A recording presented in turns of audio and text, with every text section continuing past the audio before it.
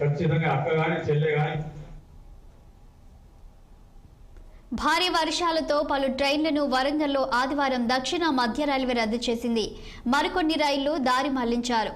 Sirpur, Kagaz Nagar, Bidar, Secunderabad, Manuguru fast ప్యాసింజర్లను రద్దు చేశారు. షాలిమార్, హైదరాబాద్, మధురై, జబల్పూర్, బెంగళూరు, ధన్పూర్, మధురై, నిజాముద్దీన్, ఎర్నాకులం, పాట్నా, సికింద్రాబాద్, గూడూరు, లక్నో, యశ్వంతపూర్, విశాఖపట్నం, హైదరాబాద్, నర్సాపూర్ వెళ్లే రైళ్లను దారి మళ్లించారు. మిగతా సమాచారం మా వరంగల్ ప్రతినిధి కృష్ణ అందిస్తారు.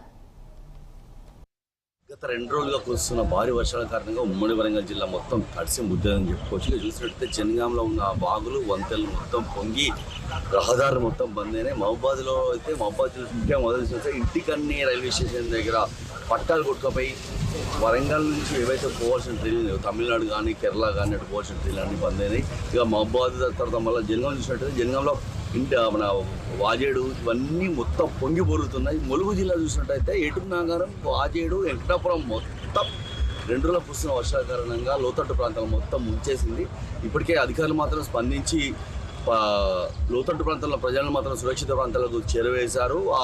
ఏదైనా కానీ టోల్ నెంబర్ ఇచ్చారు, టోల్ నెంబర్కి ఫోన్ చేయండి, మేము తక్షణం స్పందిస్తామని చెప్పేసి వరంగల్ ఉన్న 6 జిల్లాల ఎస్పీలు కానీ కలెక్టర్లు కానీ సిద్ధంగా ఉన్నాం. మేము చేస్తాము, మిమ్మల్ని ఆదుకుంటాం, ఎవరు భయపడుతున్నారు. ఇక చూసినట్టయితే నిన్న కురిసిన వర్షం వల్ల జనగామ నుండి హైదరాబాద్ పోయే దారిలో ఒక కారు కొట్టుకోవడం వల్ల తండ్రి బిడ్డ ఇద్దరు కొట్టుకుపోయారు. కానీ కూతురు శవం మాత్రం దొరికేది కానీ తల్లి.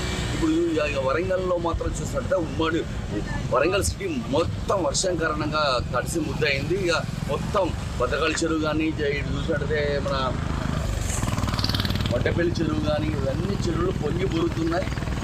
ప్రజలు మాత్రం అప్రమత్తంగా ఉందని చెప్పేసి పదే అధికారులు చెప్తున్నా కానీ లోతట్టు ప్రాంతాల ప్రజలు మాత్రం అప్రమత్తంగా ఉండాలని చెప్పి అధికారులు కోరుకుంటున్నారు. కెమెరా పర్సన్ తనుష్తో కృష్ణ, 6 టీవీ, వరంగల్.